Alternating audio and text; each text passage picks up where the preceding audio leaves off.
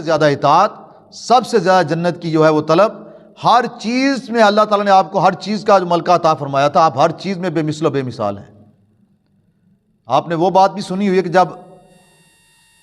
3 صحابی آپ کی بارگاہ میں حاضر ہوئے تو آپ کمرے میں تھے یا کہیں باہر تشریف لے گئے تھے، تو عائشہ صدیقہ رضی اللہ عنہ بارگاہ میں عرض کرتے ہیں ہمیں سرکار کے معمولات کے بارے میں ذرا بتائیں، ہمارے آقا کریم علیہ الصلوۃ والسلام جس نبی کا ہم نے کلمہ پڑھا ہے، آپ کے معمولات کیا ہیں؟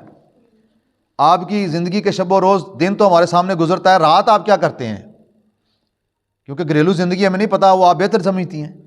بتائیں ذرا آپ کی راتیں کیسے گزرتی ہیں، آپ کے دن کیسے گزرتے ہیں، صبح کیسی ہوتی ہے، شام کیسے ہوتی ہے، رات کیسے ہوتی ہے؟ تو اماں جی فرماتی ہیں کہ میرے لاجپال آقا کا معمول یہ ہے کہ آپ عشاء کی نماز پڑھ کر کبھی جلدی آ جاتے ہیں، کبھی لیٹ آتے ہیں، باہر محفل لگ جائے تو لیٹ ہو جاتے ہیں، اور محفل نہ لگے تو جلدی تشریف لے آتے ہیں، اور آ کر کبھی تھوڑی سی نماز پڑھ کر سو جاتے ہیں، پھر رات کو اٹھتے ہیں، پھر کوئی 2-4 نفل پڑھ لیتے ہیں، پھر سو جاتے ہیں، کبھی پہلی رات میں اٹھ پڑتے ہیں اور پھر دوبارہ سو جاتے ہیں، کبھی آخری رات میں اٹھتے ہیں، اور اسی طرح پھر فجر کی نماز ہو جاتی ہے، فجر کے لیے پھر مسجد میں تشریف لے جاتے ہیں، اور کبھی کبھی آپ روزہ مبارک رکھتے ہیں، کبھی روزے رکھتے ہیں، کبھی چھوڑ دیتے ہیں، رات سوتے بھی ہیں، روزہ رکھتے بھی ہیں، چھوڑتے بھی ہیں، اور اپنی بیویوں سے عمل زوجیت بھی کرتے ہیں، ہمارے حق ادا بھی کرتے ہیں۔ تو تینوں صحابیوں نے بڑا تعجب کیا، بڑا تعجب ہوا انہیں کہ ہم آپ کی امتی ہیں اور ہم اتنی راتوں کو جاگتے ہیں، روزے رکھتے ہیں، عبادت کرتے ہیں، کثرت سے ہم جناب یہ کام کرتے ہیں، اور آقا دو جہان بڑھ تھوڑی عبادت کرتے ہیں۔ بڑا تعجب کیا انہوں نے، پھر خود ہی انہوں نے اپنے آپ سے کہا ہاں وہ نبی ہیں، آقا ہیں،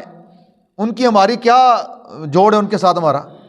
وہ تو وہ ذات ہے جن کے صدقے اللہ نے اگلے پچھلوں کے گناہ معاف کر دیے ہیں،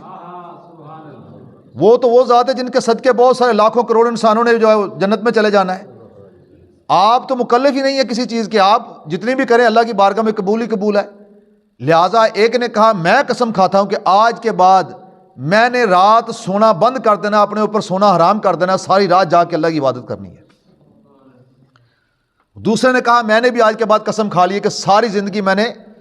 روزے رکھنے ہیں، بالکل میں نے کوئی دن بھی خالی نہیں جانے دینا، ہر دن روزہ رکھنا میں نے۔ اور تیسرے نے کہا میں نے بھی قسم کھا لی ہے کہ میں نے ساری زندگی مجرد رہنا ہے، اکیلا رہنا ہے، شادی نہیں کروانی، اکیلا رہنا ہے، نہ شادی ہوگی، نہ کوئی ذمہ داری ہوگی، نہ بیوی کا فکر، نہ بچوں کا فکر، نہ روٹی کا فکر، نہ کرائے کا فکر، نہ بجلی کے بل کا فکر، نہ دیے میں تیل ڈالنے کا فکر، نہ سوروں پہ جانے کا فکر، نہ پیکوں پہ جانے کا فکر، سارے فکر ہی ختم کر دینے ہیں، بس سارا ٹائم اللہ کی عبادت کرنی ہے میں نے۔ تو تینوں نے جب یہ بات کہی تو اتنی دیر میں سرکار کمرے سے باہر یا باہر سے تشریف لے آئے، آپ نے یہ باتیں سن لی ان کی۔ جب آپ نے سن لی نا تو آپ بڑے جلال میں آپ ممبر شریف پر تشریف لے گئے، اور آپ نے جا کر فرمایا کیا میں تم سے زیادہ اللہ کا خوف رکھنے والا نہیں ہوں؟ تم سے زیادہ اللہ کی معرفت رکھنے والا نہیں ہوں؟ کیا میرے رب نے قرآن میں فرمایا لقد کان لکم فی رسول اللہ اسوۃ حسنہ، کہ میرے محبوب کی زندگی تمہارے لیے بہترین نمونہ ہے؟ تم مجھ سے بڑھ کر اپنی خدا خوفی ظاہر کرتے ہو، مجھ سے بڑھ کر اللہ تعالیٰ کی معرفت کا دعویٰ کرتے ہو۔ میں محمد کو اللہ نے ہر چیز میں انتہا کر دی ہے، جب میں تمہارا نبی ہو کر میری زندگی تمہارے لیے نمونہ ہے، میں راتوں کو سوتا بھی ہوں اور جاگتا بھی ہوں، میں روزے رکھتا بھی ہوں، چھوڑتا بھی ہوں، میں اپنی زوجہ کے ازواج کے حق ادا بھی کرتا ہوں، اپنی بیویوں کا وقت بھی دیتا ہوں، کیا میری زندگی تمہارے لیے بہترین نمونہ نہیں ہے؟ تو آپ جلال میں آ گئے، آپ نے بتا دیا کہ میرے بعد کو مجھ سے بڑا صوفی ہونے کا دعویٰ نہ کرے، مجھ سے بڑا متقی پرہیزگار ہونے کا دعویٰ نہ کرے،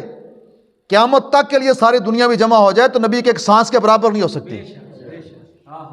داتا صاحب رحمۃ اللہ فرمایا نا آپ نے، میں ولی کی ساری زندگی نبی کی ایک سانس کے برابر نہیں ہوتی،